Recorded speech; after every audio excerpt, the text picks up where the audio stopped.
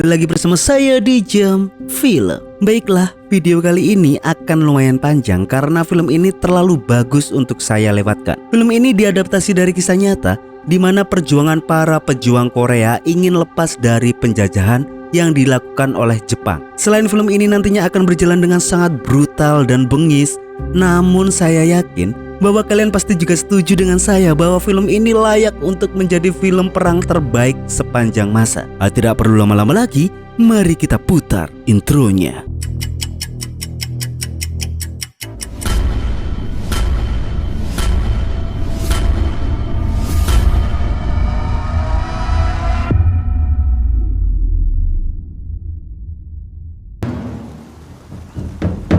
Film ini dimulai di Sungai Duman, perbatasan Korea-Tiongkok, di mana ada dua saudara dari warga Korea menunjukkan rute untuk beberapa tentara Jepang. Setelah menyeberang sungai, tentara Jepang itu melempar sekantong makanan sebagai imbalan atas petunjuk jalan yang mereka lakukan. Ketika para tentara itu pergi, si adik segera berlari ke kantong tersebut dan memang benar di sana ada makanan. Tapi di sana juga ada satu granat yang siap meledak.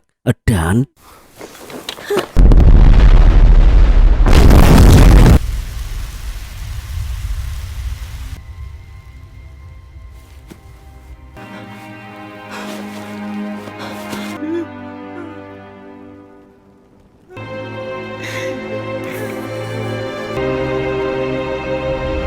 dalam sejarah, Jepang akhirnya berhasil menganeksasi Korea secara penuh pada tahun 1910.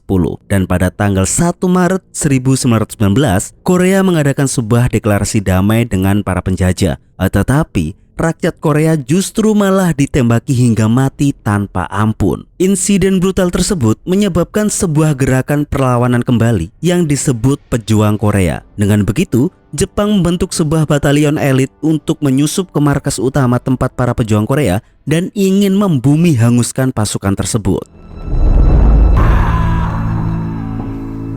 Kini, kakak dari korban granat di masa lampau itu menjadi pemimpin salah satu divisi di Tentara Kemerdekaan Korea. Dia adalah Hwang Hae-chul atau Hwang. Kelompok Hwang telah mencapai perbatasan Sungai Duman dan akan memusnahkan semua musuh di pos penjagaan Jepang. Sebuah trik andalan yaitu granat palsu dari Hwang cukup untuk menuntaskan semua penjaga yang ada di sana.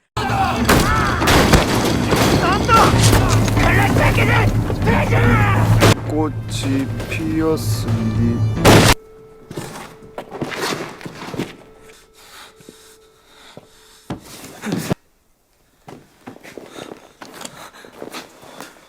Dan atas serangan itu, mereka juga menawan seorang tentara Jepang yang masih muda.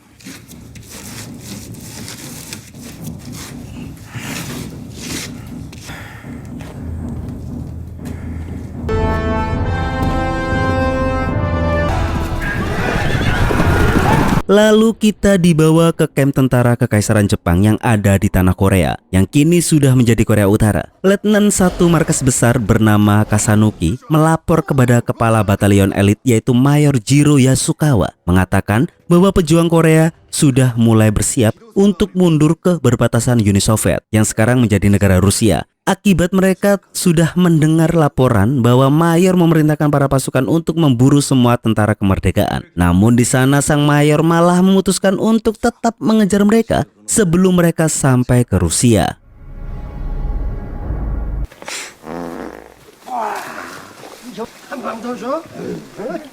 Kembali ke kelompok Hwang, mereka berjalan melewati pegunungan dengan tentara muda Jepang yang mereka tangkap. Ketika mereka bertemu dengan beberapa warga sipil, salah satu dari mereka memberitahu Hwang bahwa para pasukan tentara elit Jepang sudah datang sehingga mereka mengungsi dan bersembunyi di hutan di balik pegunungan. Setelah berbicara dengan warga sipil itu, kelompok itu pun kembali pergi untuk ke daratan tinggi ke pos pertahanan kelompok lain dari pejuang Korea untuk menjaga desa Samduja yang dipimpin oleh Jang Ha, salah satu muridnya dulu, dan kini Hwang sudah menganggap Jang Ha sebagai adiknya sendiri. Di sana tidak ada seorang pun. Lalu tiba-tiba mereka kedatangan seorang pria yang tengah berlari dengan terseok-seok dan ketakutan. Dan dia melaporkan juga bahwa tentara Kekaisaran Jepang tengah menyerang dan sekarang tengah menjajah desa Samduja.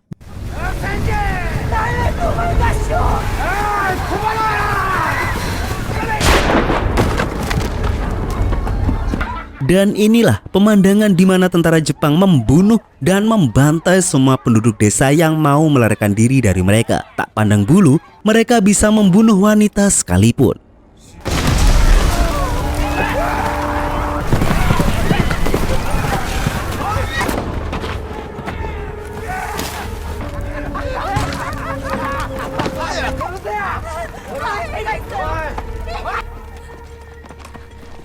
Kemudian mereka mengumpulkan penduduk desa di satu titik dan Letnan Arayoshi meminta kepada kepala desa untuk menyerahkan seorang pria yang menjadi buronan mereka yang bernama Lee Jin-sung yang rumornya tengah bersembunyi di daerah sana. Tetapi Pak Kades bukannya menjawab, justru dia malah menyuruh semua warganya untuk lari dan dia meledakkan kepalanya sendiri melalui pistol milik Letnan Arayoshi. Para prajurit mulai melakukan pembantaiannya lagi dan kali ini bisa kita saksikan kembali pembantaian yang begitu sangat bengis yang dilakukan oleh para pasukan Jepang.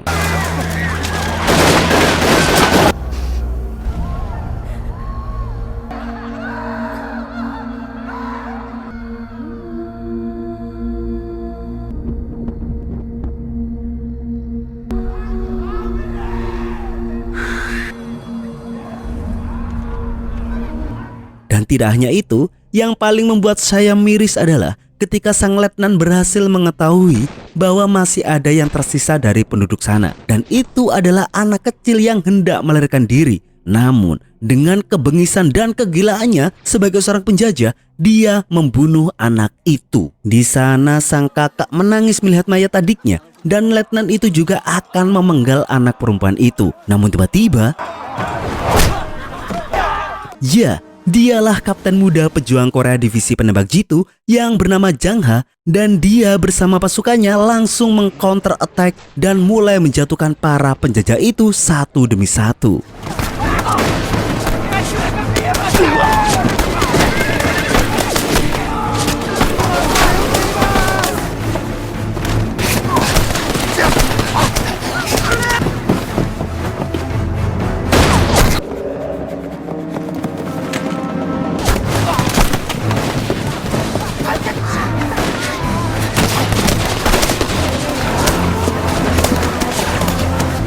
Tidak sampai di sana, pasukan Huang pun juga tiba di desa dan bergabung dalam pertempuran. Di sana Huang mendapatkan Letnan Arayoshi dalam jangkauannya, tetapi keterampilan menembaknya sangat buruk dan sangat tolol sehingga musuh mengira bahwa dia idiot. Sehingga Letnan Arayoshi pun memerintahkan prajuritnya untuk menangkapnya. Sehingga di sana Huang justru malah senang karena dengan itu dia bisa menggunakan pedangnya dan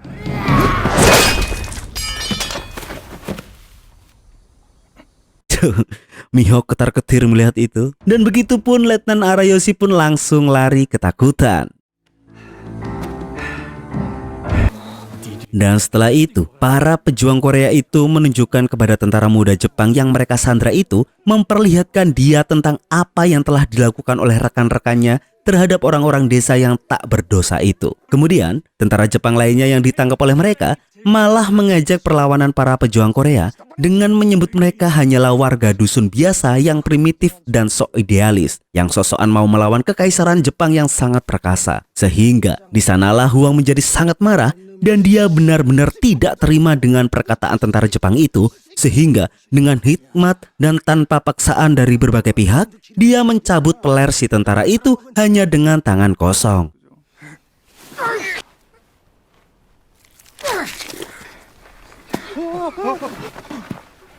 Di sana tentara yang lain tidak ingin bernasib sama, sehingga mereka mengungkapkan bahwa misi mereka adalah untuk menekan perlawanan dari pejuang Korea di Gunung Huan. Dan mereka juga tengah mencari sosok yang bernama Lee Jin-sung, karena orang itulah yang mengumpulkan dana untuk para pejuang Korea guna menunjang kelancaran misi para pasukan. Singkat cerita, di sana Huang menemukan bahwa Jang Ha berencana dengan sengaja memimpin para pasukannya untuk menuju ke Sangchon, satu titik di mana Jang Ha akan menghancurkan seluruh pasukan Jepang di sana. Ditambah lagi, batalion pasukan elit juga menuju ke sana. Huang khawatir dengan Jang Ha, terutama karena pasukan Jang Ha sangat tidak berpengalaman. Bonggu pun juga sama, dia mengatakan mereka harus mengirimkan senjata dulu ke Gunung Huan, lalu meneruskan uang yang dibawa Lee Jin-sung untuk sampai ke Shanghai. Oleh karena itu, meskipun mereka ingin membantu Jang Ha, mereka harus menyelesaikan misi mereka terlebih dahulu. Huang di sana menyarankan Zhang He untuk mundur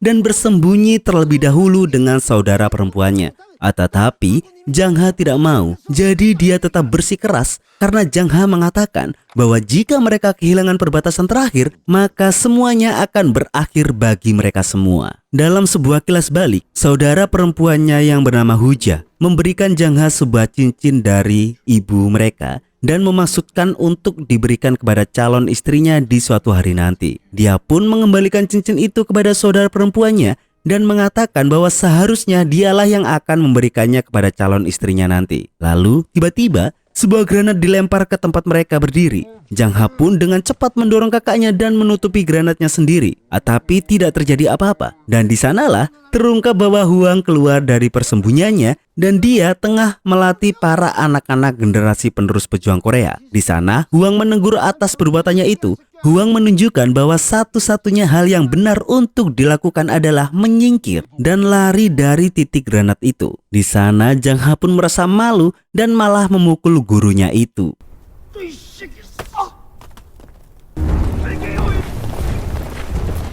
Lanjut, para pasukan batalion tentara elit telah mencapai desa Sambaja yang langsung dipimpin oleh sang kepala batalion elit yaitu Mayor Jiro. Mereka di sana langsung melihat para tumpukan mayat-mayat tentara Jepang. Ternyata Jepang juga menangkap seorang pejuang kemerdekaan dan mereka meminta jalan pintas ke Gunung Huan.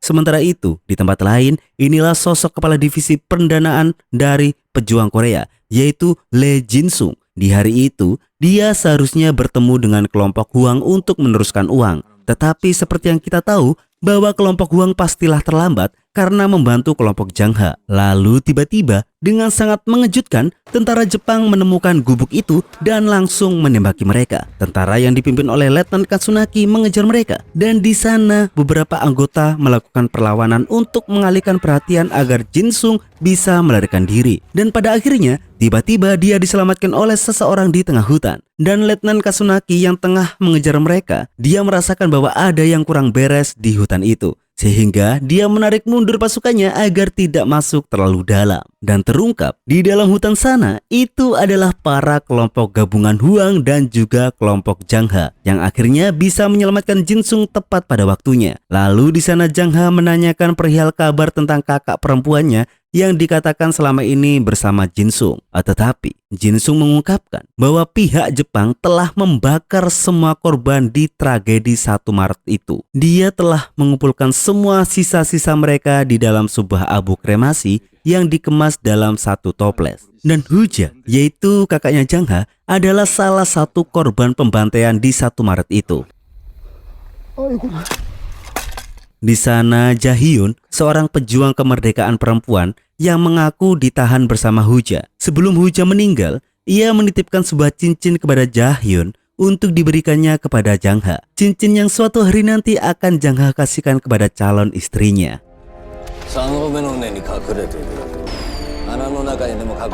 Di bagian lain gunung, Letnan Arayoshi berlutut kepada sang mayor yang sudah mempermalukan tentara Jepang karena dia kalah dari penyerangan di desa kemarin. Lalu dengan begitu sang mayor memerintahkan Arayoshi dan tentaranya yang tersisa untuk berpartisipasi dalam penyergapan yang akan mereka lakukan. Tidak cukup di sana, sang mayor juga mendapatkan informasi dari anggota pejuang Korea yang ditangkapnya itu untuk memberitahu informasi titik persembunyian para pejuang yang ada di Gunung Huan. Di kamp pertahanan dataran tinggi Gunung Huan telah menunjukkan perbedaan antara tentara Jepang dan para pejuang Korea. Sangat mudah bagi tentara Jepang untuk membunuh warga sipil yang tidak bersalah untuk mendapatkan apa yang mereka inginkan.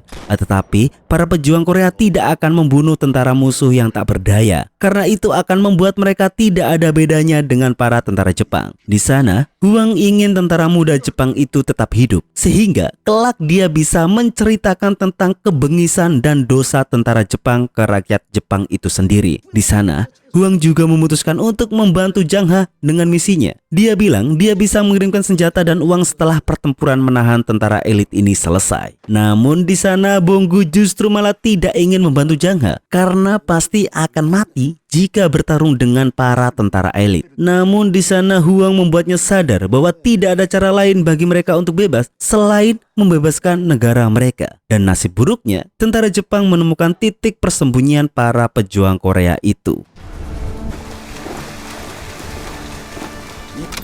Keesokan harinya, Jin Sung pun akan berangkat untuk mengirimkan uang ke titik Bongdong. Huang mengatakan bahwa dia akan mengambil alih untuk membawa dana itu ke Shanghai nantinya setelah pertempuran dengan para tentara elit ini selesai. Setelah merencanakan strategi mereka, Zhang He akan menghadang dan menekan para tentara elit ke satu titik dan mempersiapkan dirinya untuk pertarungan yang akan datang. Sedangkan para perempuan diutus untuk menuju ke markas besar dan menitipkan abu kremasi itu untuk diserahkan ke jenderal utama pejuang Korea.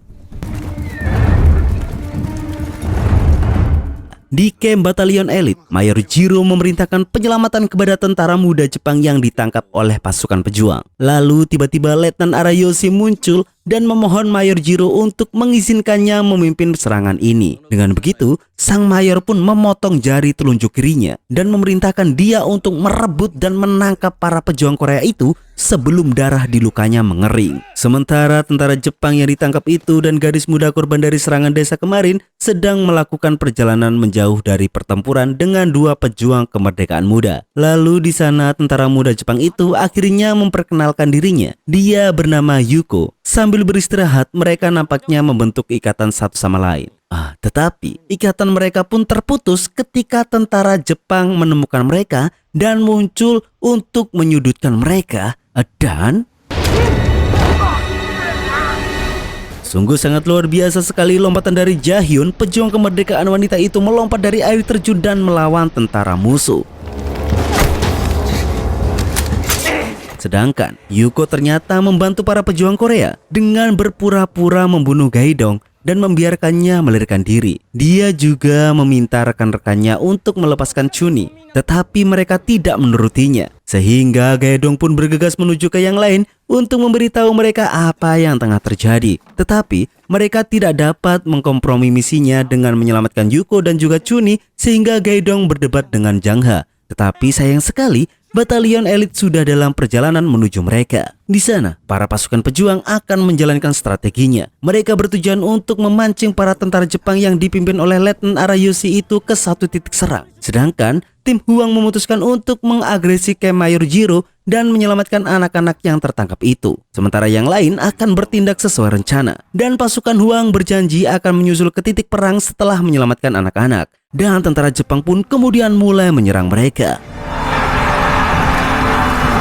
Kembali ke kamp Jepang, sang mayor berbicara kepada Yuko. Di sana, Yuko dengan berani memberitahu sang mayor bahwa dia merasa malu dengan cara Jepang memperlakukan orang Korea. Namun, mayor tidak menyukai kata-kata Yuko dan memerintahkannya untuk melakukan seppuku. Namun saat Yuko menusuk katana itu ke tubuhnya, sebuah granat jatuh ke tenda para prajurit. Dan itu adalah granat tipuan milik Huang.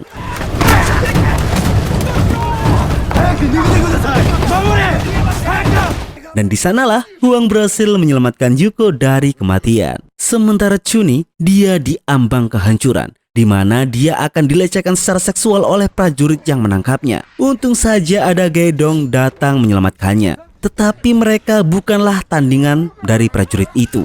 Bahkan Yuko juga muncul untuk menusuk pria itu. Namun sayang, pria itu terlalu kuat dan menusuk Yuko balik. Di sana semua tersudut dan para anak-anak sudah tidak berdaya.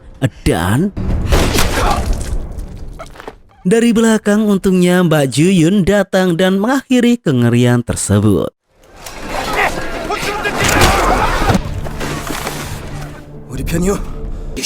Sementara itu, Huang menyelamatkan anggota pejuang yang tertangkap itu. Tetapi, pria itu mengungkapkan kepadanya bahwa penangkapannya ini baru terungkap bahwa sesuai dengan rencana Zhang He. Semua hal yang dibocorkan memang disengaja agar para tentara Jepang bisa masuk ke perangkap Zhang He. Sehingga Dia meminta Huang untuk segera meninggalkan dia agar Huang dapat menyelesaikan misinya dan kembali membantu Zhang He. Huang pun setuju untuk meninggalkan dia, namun Huang berjanji bahwa mereka akan menemukan cara untuk menyelamatkannya setelah operasi penyelamatan ini sukses. Setelah itu, para pejuang kemerdekaan pun segera melarikan diri dari kejaran para prajurit elit.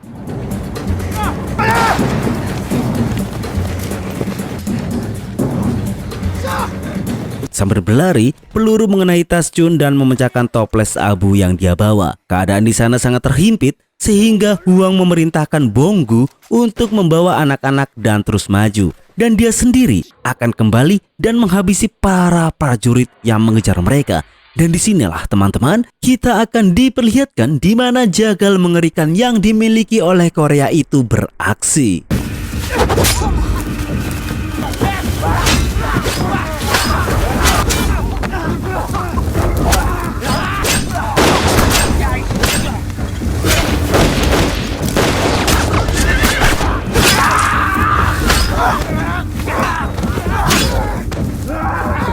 Di sisi Bonggu dan anak-anak, mereka pun menemukan Jingsung yang berhasil mencuri kuda. Di sana, dia akan menunggang kuda bersama Gaidong dan juga Chunin untuk melanjutkan perjalanan. Setelah itu, Bonggu pun melepas Yukio tanpa menyakitinya sedikit pun dan menyuruhnya untuk pulang ke Jepang dan jangan kembali lagi ke Korea.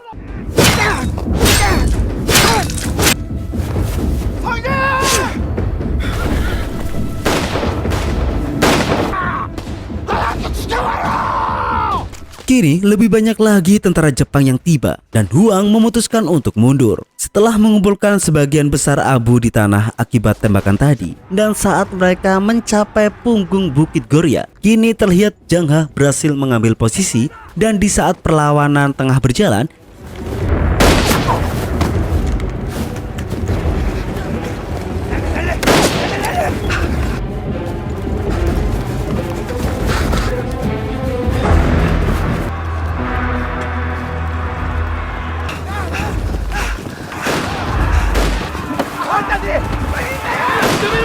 disinilah puncaknya, di mana puncak itu ternyata terdapat sebuah kuburan batu, di mana itu adalah tempat senapan mesin yang Zhang He sembunyikan dan kini siap untuk beraksi.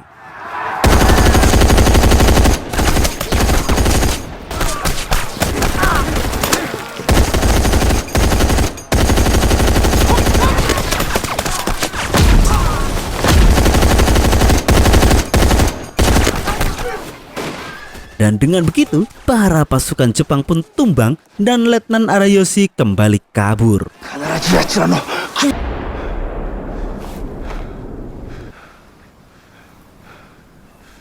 Di sisi lain, Letnan Kasunaki dan pasukannya telah melihat Jingsung dan anak-anak di sisi lain gunung. Dan di sanalah sang penembak jitu membidik Jingsung dengan akurat. Ditambah lagi ada pengejaran dari sebagian kelompok, sehingga Jingsung akhirnya mengorbankan dirinya agar Gaidong dan Chun bisa melarikan diri.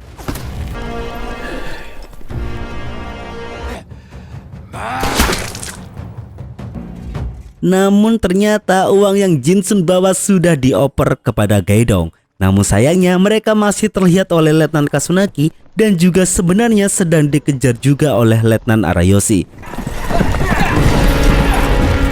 Namun untungnya Gaidong dan Chunin dia berhasil melarikan diri dan bertemu dengan kelompok Huang. Huang menyadari bahwa mereka telah kehilangan Jingsung. Lalu di sana Huang menyerahkan abunya kepada Chuni dan dia kemudian memerintahkan mereka untuk terus bergerak maju sampai mereka mencapai markas komando pejuang Korea yang ada di Bongodong. Di sisi pegunungan yang berbeda, ketika orang Jepang mulai melihat Gaidong dan Chun, di sana Letnan Kanasuki memberi perintah untuk menembak. Namun kali ini giliran Zhang He yang beraksi kembali, di mana dia sengaja keluar untuk memancing para musuh. Apalagi setelah Letnan dapat melihat ban lengan yang dikenakan oleh Zhang He memberikan arti bahwa dialah kapten pasukan, sehingga semua penembak jitu mengarah kepadanya. Dia berlari ke arah lain, mereka mulai menembak tapi tidak ada yang tepat sasaran. Lalu setelah Zhang He mencapai satu titik, di sanalah serangan balik baru dimulai.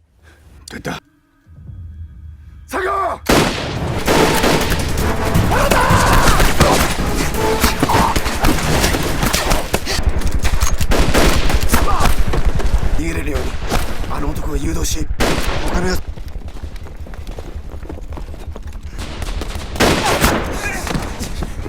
Lalu, Bonggu menyadari dan mengejar target penembak jitu itu yang tengah mengincar Jang Ha. お前は俺が捕まえろ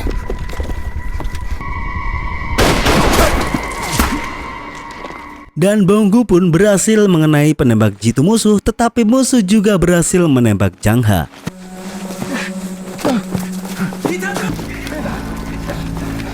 Sementara Huang dan kelompoknya menyaksikan sendiri bahwa bala bantuan pasukan Jepang telah datang yang dipimpin langsung oleh sang mayor.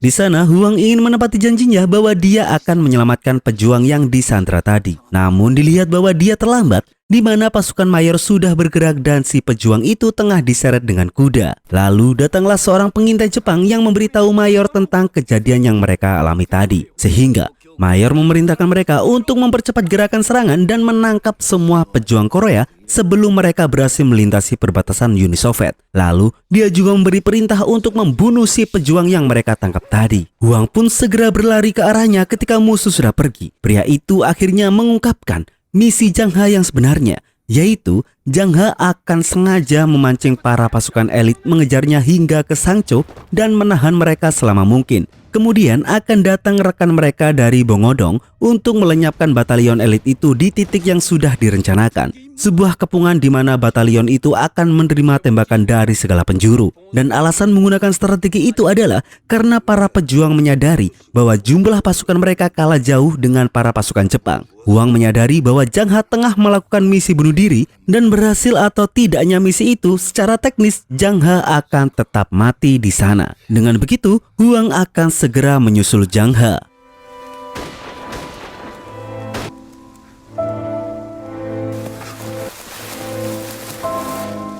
Dan Jang Ha pun akhirnya mencapai kamp Bongodong. Jang Ha melempar granat asap saat tentara Jepang mengikutinya. Secara membabi buta, Jang Ha memicu ledakan.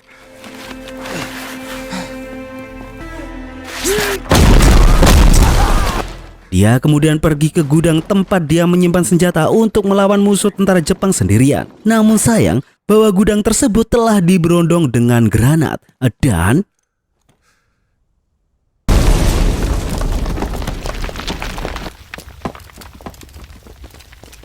setelah ledakan tersebut, Jang Ha mulai melihat bayangan almarhum kakaknya yang sudah meninggal itu. Dan ternyata yang sebenarnya itu adalah Letnan Kasunaki, di mana dia akan mengeksekusinya. Namun tiba-tiba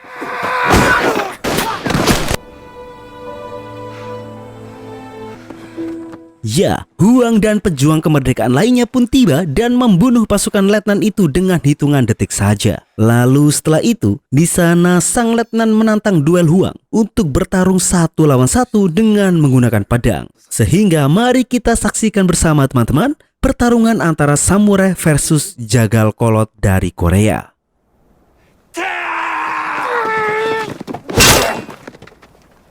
Pertempuran mereka sangat singkat dan pedang milik Huang pun patah. Tapi ternyata dia berhasil mengalahkan letnan dan patahan pedangnya itu tepat menembus kerongkongan sang letnan. Dan Letnan Kasunaki pun jatuh tewas.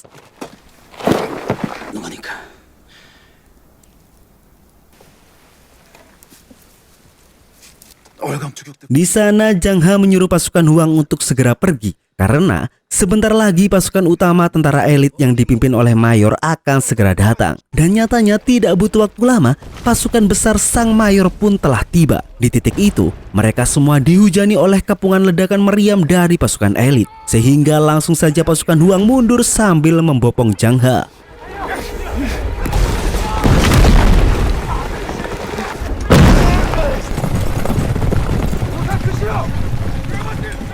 Sang mayor melihat letnannya yang sudah terbunuh. Ditambah lagi, Huang memakai ban lengan milik Jang Ha dan dengan terang-terangan menantang para pasukan batalion itu. Sehingga dengan kemurkaan yang maksimal, mayor memerintahkan anak buahnya untuk membunuh seluruh pejuang Korea itu hingga tak tersisa. Dan langsung saja musuh menghujani mereka dengan meriam yang membabi buta.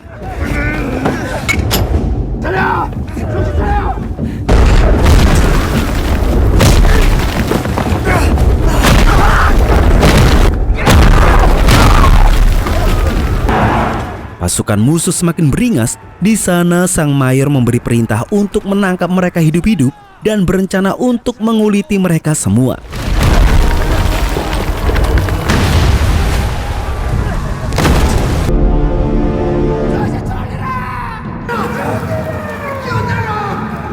Sedangkan para pejuang dengan sisa tenaga yang ada hanya bisa berlari dan menghindari hujan meriam yang mengerikan itu. Mereka mencoba melawan sambil berlari, tetapi mereka mulai kehabisan amunisi, sehingga mereka tidak punya pilihan selain kembali melarikan diri dari kejaran para penjajah. Satu persatu para pejuang pun tumbang, bahkan Huang hanya bisa memohon adanya keajaiban.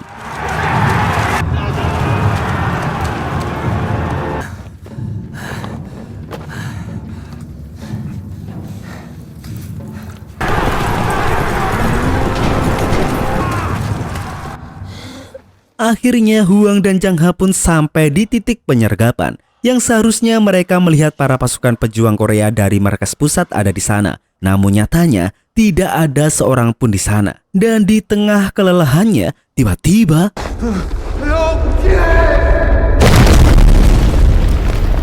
berkat Zhang He, mereka berdua bisa menghindar dari meriam itu. Namun sayang bahwa Zhang He harus kehilangan satu kakinya, seolah-olah mengingatkan Huang bahwa dia kembali diselamatkan dari ledakan seperti dulu ketika dia kehilangan adiknya. Dengan kemarahan yang tiada tara, Huang justru malah lari ke arah sebaliknya, menembus semua tembakan meriam dari Jepang dan akan menyerang musuh seorang diri hanya dengan membawa pedang patahnya. Tujuannya hanya satu, yaitu ingin memenggal kepala sang mayor, yaitu Yasukawa Jiro. Namun tiba-tiba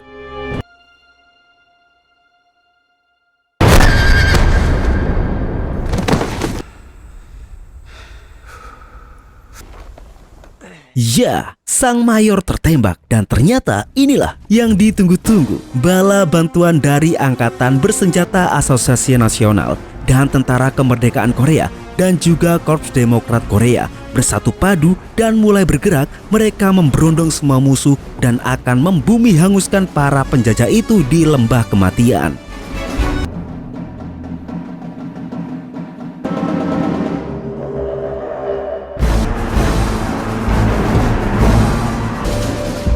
어제 농사 짓던 인물이 사격.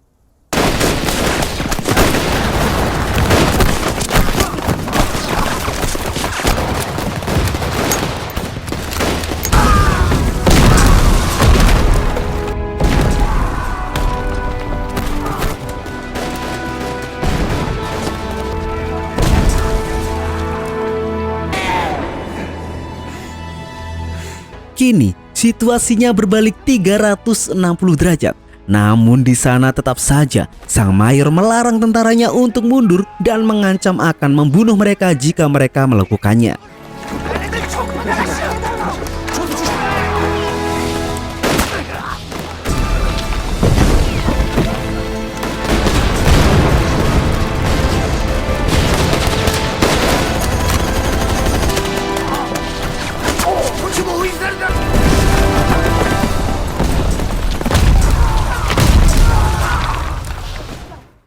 Di sana Huang benar-benar ingin berduel dengan sang mayor. Terus saja dia mengejar dan kembali menggunakan trik granat palsunya. Dan kali ini mayor tidak ingin tertipu lagi dan mengatakan itu hanya granat palsu. Namun nyatanya dia masih tertipu lagi karena itu adalah granat asli. Dan kini tanpa penjagaan sedikit pun, Huang pun dengan leluasa bisa berduel riah dengan sang mayor.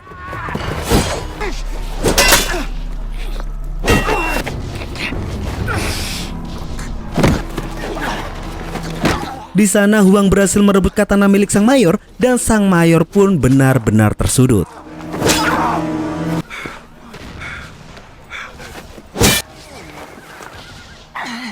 Namun di sana Huang nyatanya tidak membunuh sang mayor. Dia justru menyuruh mayor untuk pergi dari Korea dan menarik semua pasukannya untuk kembali ke Jepang sana. Namun di sana sang mayor bukannya sadar dan mawas diri. Dia malah kembali menyerang Huang yang pada akhirnya Huang tidak punya pilihan lagi.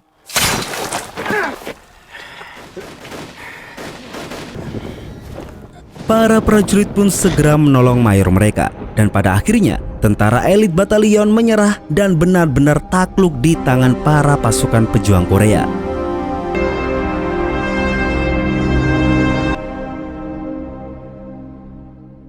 Lalu kita melihat kembali si pengecut Letnan Arayoshi yang tengah bersembunyi di tengah hutan. Lalu tidak sengaja dia bertemu dengan satu orang yang lagi setor di tengah hutan. Tidak mau ambil risiko, dia pun segera menghindar dari orang itu. Namun orang misterius itu terus mengikutinya dan mengatakan bahwa tidak ada jalan keluar karena semua penjuru di hutan ini sudah dalam kepungan para pasukan pejuang kemerdekaan. Dan orang itu adalah...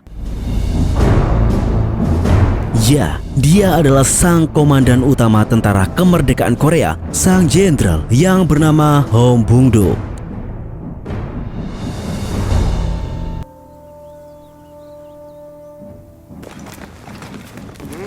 Setelah semuanya selesai, sang jenderal memuji Hwang atas perjuangan yang sangat amat luar biasa yang telah dia lakukan itu. Dan film pun berakhir dengan tentara kemerdekaan Korea menebarkan abu korban insiden 1 Maret ke puncak punggung bukit guna menghormati pengorbanan dari mereka yang gugur dan akan terus menyulut api semangat mereka untuk memperjuangkan tanah mereka hingga merdeka. Dan film pun tamat.